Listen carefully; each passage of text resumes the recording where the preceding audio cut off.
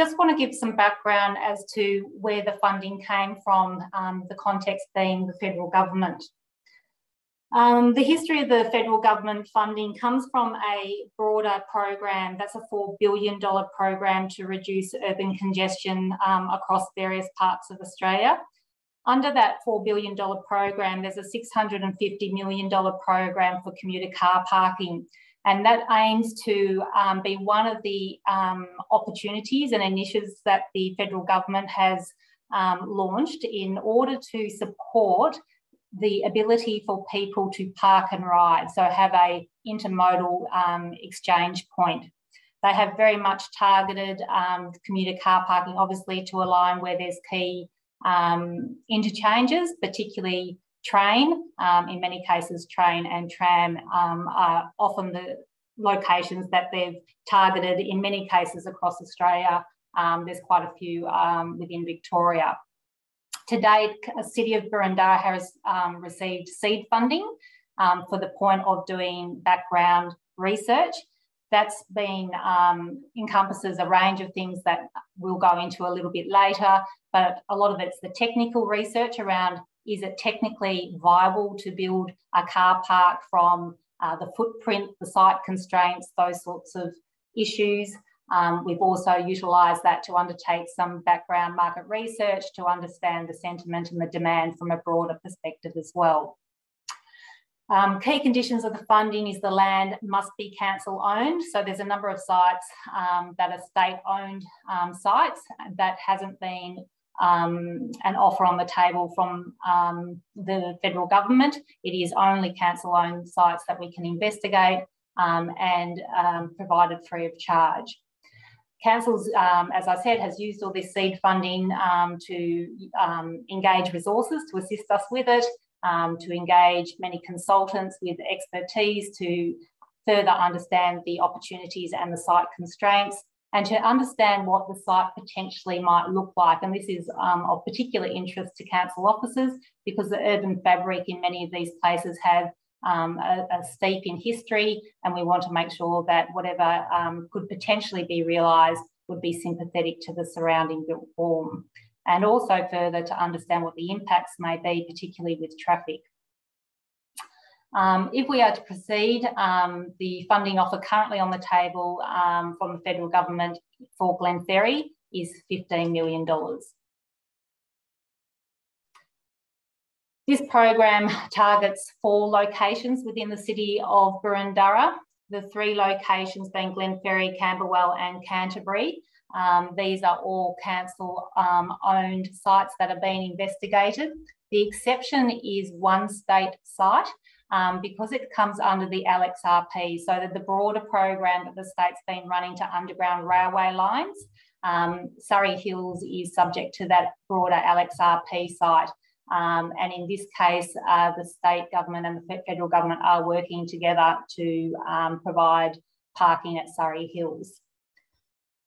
Obviously, for Glenferrie, it covers the Lilydale, Belgrave and Alamein line, so it's a fairly significant interchange point. Potential community benefits, and I know that'll be of interest to many people. You know, it's not just about commuter car parks for council. We want to know and understand what other additional community benefits there can be apart from commuter car parking. One being upgrading existing car parks to improve safety, accessibility, lighting, amenity and overall usability, ensuring that the parking would be safe, free parking for both long and short-term parking, looking at those options, and more short and long-term parking that would support initiatives as part of the place plan.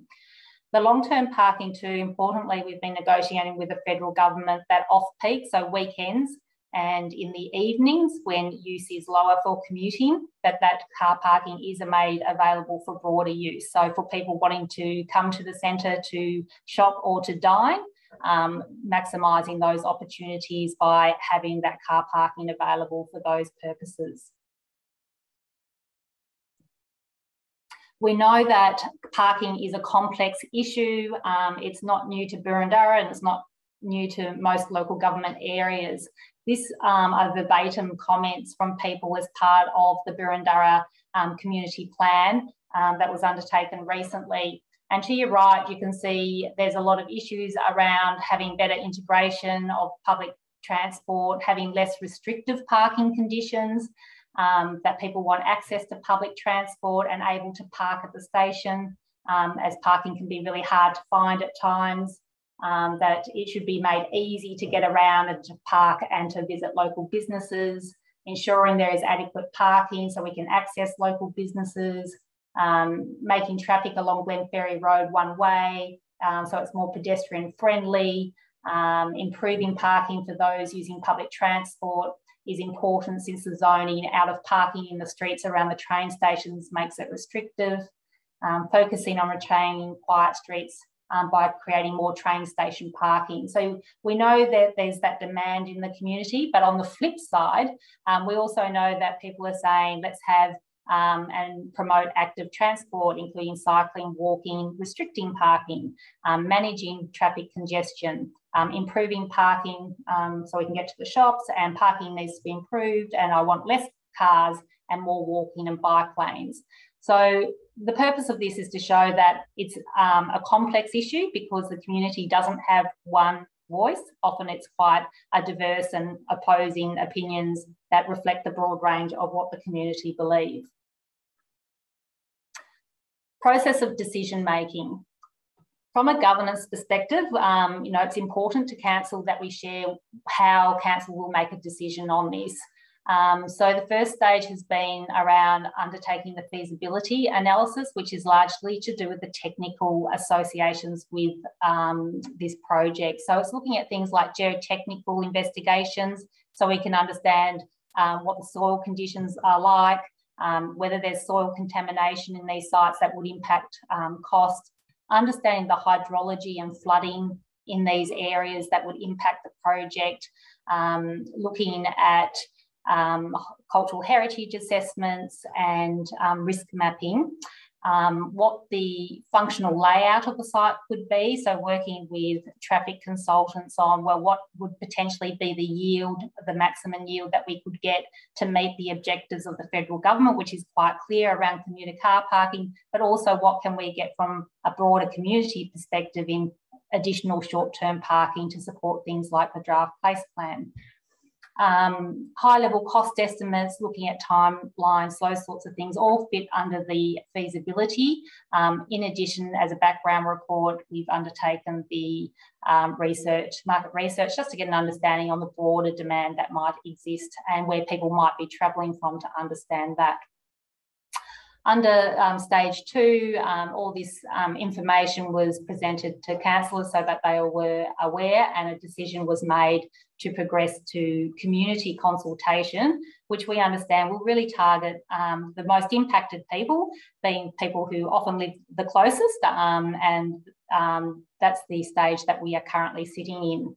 The community engagement opened on the 14th of December and goes through to the 10th of February. And that extended period of just over 2 months was to enable people and recognise that some people will be away for leave for a couple of weeks over that period. So we wanted the timeframe to be extended to enable opportunity for people to have time to understand the information and to complete the survey. We've been promoting this extensively, letterbox drop-in, extensive social media drop-in sessions have been available to promote and make people aware to access this information. At the completion at the 10th of February, there will be a period of time of just analysing all the data, putting it into a format so that it can go into a report, with the intent of this being presented to council at the 28th of March council meeting for councillors to make a decision on if they want to proceed with one or more or any of these projects. As mentioned, the placemaking is an important initiative, and today I'd like to welcome David Cohen. He's our head of placemaking, was the lead for the draft placemaking plan that many of you, I would imagine, had a say in. and I will hand over to David to take us through some of the initiatives and how this project potentially unlocks some of those opportunities. Thanks, Chris, and good evening, everyone. You may have been aware that we've been working on a place plan for Glenferrie over the last probably almost 2 years now, since we started the project, and a draft was released late in 2021, and we received a lot of good community feedback. That draft place plan was based on 2 previous phases of community consultation, where we sought a lot of input from the community about what their aspirations were for Glenferrie into the future. It's a really great precinct, but it has some challenges, and part of that is around the impact of vehicles and lots of land dedicated to parking. During that consultation, a lot of people advised us that they wanted to have more space in the street for the community to use, more greenery, more space for outdoor dining, more space for community events, etc. So a core part of that strategy in the Glenferrie Place plan was to look at how we can kind of consolidate some of that surface parking, so it takes up less land in the precinct and free up more of that land for other uses and greenery and public space. So this is during the development of the place plan, we looked at a few different sites that we currently use just for surface parking, so it's just large amounts of parking on the surface, and whether we could better utilise those for other purposes. If we consolidate that together into multi-level parking, ideally most of that underground. So that we've identified in the plan a couple of locations, the sites we're talking about today, and then also some of the other surface parking sites in the precinct. We're looking at how we can better utilise that land, such as behind the City Hall, whether we can put that underground, build a library and create some green space above. Now, one of the really main benefits of relocating and reorganising that parking so it takes up less land is it frees up, particularly on Glenferrie Road itself. It will create the opportunity for really more people and pedestrian-friendly street environment with more space for outdoor dining, public seating, greenery, bikeways, etc. This is really busy, really outside of COVID times, a very vibrant and busy centre. Yet the footpaths are quite narrow and not very pleasant. They're not great for the businesses to utilise. It's not a great experience for visitors to the precinct getting off the station and the trams and moving around. So if we can relocate this parking and reconfigure it in other ways, then it will really create the opportunity to significantly uplift the appearance of the whole precinct by upgrading the street and the public spaces. So this is some of the key sites that, as I mentioned before, that the place plan targeted for relocation of parking, and we did this in collaboration with this parking project team to look at the feasibility of where that parking could be located and where it couldn't. And there's a whole range of reasons behind that some will be described today, such as flooding issues and access issues. It's really important to us that these sites where the parking does go are treated really well, so they're quite landscaped and have a great interface with the surrounding residents and businesses, and so that people that utilise the parking can access it relatively easily without necessarily congesting the centre of the precinct, and can also they have a safe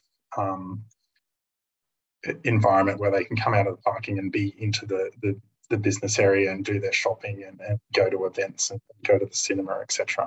So it's a good experience and frees up space for other types of transport use as well. So it will improve the biking, the cycling, the pedestrian environment, the tram environment as well. So it will encourage other people to use other modes of transport. So this is I guess, a visual of if the parking is consolidated into the Lydiard Street site. The proposal in the place plan indicates at 1 level below ground and 3 levels above ground.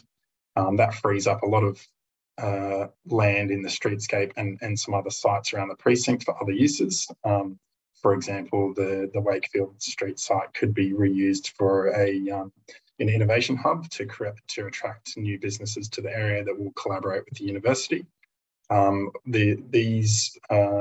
This concept also frees up the space behind those traditional shops. So instead of it just being a quite unpleasant environment at the moment, it will be a more pedestrian-orientated laneway. So the rear of those shops could have restaurants or new shops that front onto that pedestrian-orientated laneway. And again, it will be important to get some greenery and some landscaping so these buildings and structures have a really positive interface with the surrounding streets and neighbours. And this is some visuals of what that particular part of the precinct will look like. If we can relocate some of the parking from Wakefield Street and build an innovation hub, then we can also provide access to the rear of some of those shops. So that image on the right provides a view from, I guess, where the Woolworths is, looking north down that laneway. At the moment, it's not a very pleasant environment, but we think there's a really good opportunity to create a great public realm as well as business and community oriented precinct. And if we move further north, look from, I think this is looking from Park Street up towards the car park between Lydiard and Park Street. So the important thing here is that we can accommodate the parking in a way where the structure is designed to be sympathetic to its surround and is set back enough so we can get a good amount of greenery and landscaping so it doesn't have a negative impact on its surrounds. And it's a very pedestrian friendly environment too. And yeah, hi everybody. My name's Nadia Coombe. I'm one of the council officers who's been, I guess we've been working on, the development of our feasibility studies. So we'll just talk to you, I'll just talk to you about a few of the findings that we've found. Next slide. Sorry, trying to do two things. Thanks, Chris. So as mentioned earlier, part of the funding was really to explore council-owned car parks. It was certainly not our intention to build on any open space or existing buildings. So from our initial feasibility, we investigated 4 sites. Initially, we had investigated the Linda Crescent at-grade car park. We also investigated an option that would partially put a basement under Glenferrie Oval, just behind Help. We also investigated on the east side, Wakefield Street existing car park and the Lydiard Street existing car park. Next slide, yep. So as mentioned, part of our initial considerations was really, yes, is the site owned by council? We also had to consider the spatial site considerations. So if the site of if the footprint of the site would enable the development of a car park. Just note that I have skipped over point 2 regarding the flood risks, and I'll talk about that in the next slide in more detail, but we do know that a majority of the sites in this particular area are covered by a 100-year flood overlay. So we had to really spend a bit of time understanding the impacts of that and how that could potentially impact the development of a car park, particularly a basement option. The other key consideration was also looking at the impacts of any underground services, easements, and also undertaking any early costings to basically help us understand if we could develop a car park within the allocated budget. And then, of course, some preliminary soil testing to understand if any of the soil was contaminated and how that might impact the delivery of the project. And also if there was any geotechnical details there, such as the presence of rock or anything like that, that might also impact the deliverability of the project.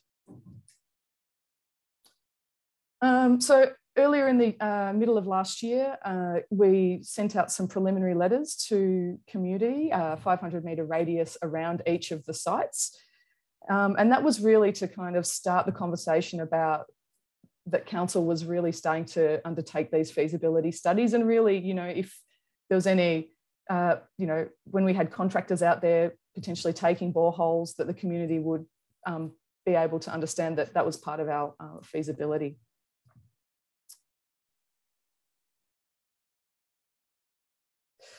So this was a letter, or an attachment that came out with a letter. You will note that Linda Crescent isn't noted on there. And that was, again, a site that quickly came off the list. And again, I'll talk about that in the next slide. But this was really to indicate the three key sites that we were exploring at that moment. So just some initial findings. So as mentioned before, I'm not sure if everyone's aware, I'm sure you are, if you live in Glenferrie, that part of a majority of Glenferrie, particularly in this particular precinct, is covered by a 100-year flood overlay as directed by the Melbourne Water. And really it's about understanding what the impacts of that 100-year flood overlay and the potential hazards of, if a 100-year flood was to occur.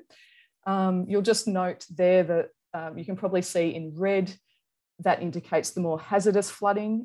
You can probably make out Glenferrie Oval, and then just to the east of that, the location where Linda Crescent is located. So initially, the idea was to develop a basement car park here, and through this study, we realised that was definitely not a possibility due to this flooding hazard.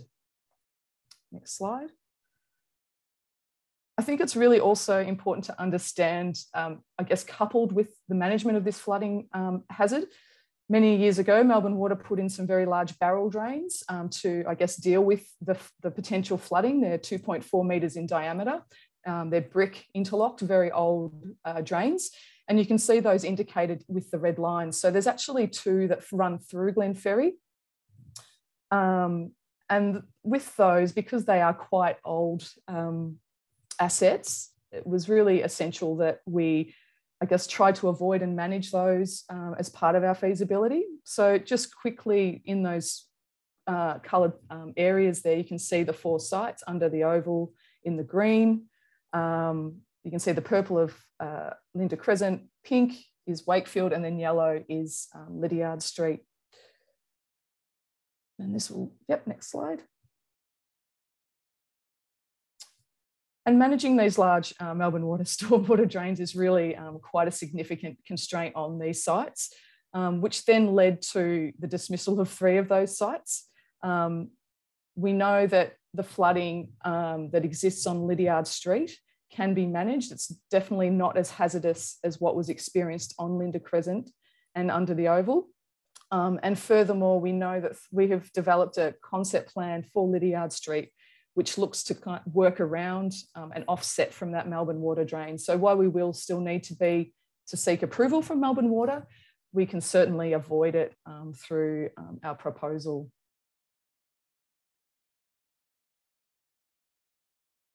And then we go into our preferred site, Lydiard Street, and there it is there.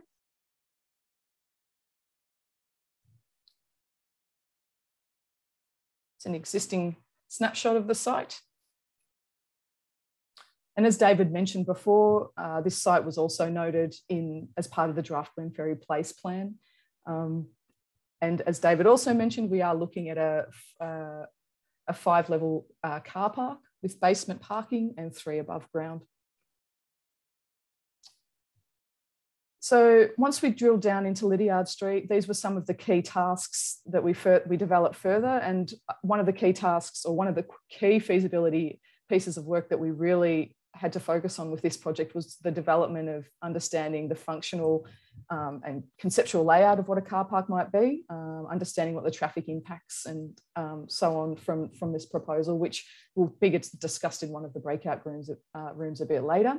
We also assessed the tree health, and we sought advice from Cardno around the management of the hydrological issues and sought some drainage advice there. As mentioned before, we engaged external traffic engineering consultants, Traffics Group, to assist us in understanding what potentially we could yield on this site and what the car park might look like. So their objectives were to really help us understand, as mentioned, how many car parks we could yield, the impacts to the local road network and significant intersections, as well as understanding the existing conditions of the local road network and the intersections, and also provide us with a general conceptual high-level layout that we could start to, talk to. And if we were to develop this project further, it gives us a firm place to work from.